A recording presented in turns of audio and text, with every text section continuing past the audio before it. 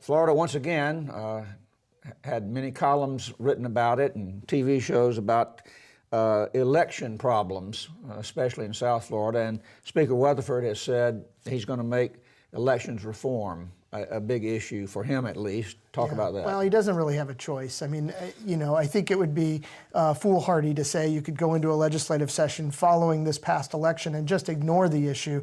You had people, now it was isolated. I voted in Leon County and walked right in and cast my ballot and walked right back out. I'm talking about voting in general. I voted on election day, and it took me about, well, if it hadn't been for all those long amendments I had to read, it would have taken about 2 minutes. I walked right up and I walked right out, and that was the case for most people around the state. But there were a few places where that wasn't the case, and it was dramatically not the case. In Miami-Dade, some people waited 7 hours to vote on election day.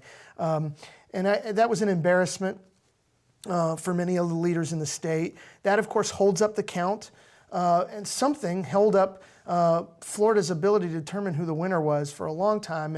And Speaker Weatherford said this past week, it's embarrassing when the national networks are showing the map of the United States and every state is either red or blue, except for Florida, which wasn't either color because we didn't know who won. Now, it didn't matter. The world wasn't waiting on Florida as it was 12 years ago, but it still was an embarrassment to Florida officials that we couldn't count the votes very quickly in this state. So I think there's no question they're going to look at that, whether they do anything or not. I think there is a question there. Of course, Democrats say that part of the problem was there wasn't enough early voting. Half the people of Florida voted early this year.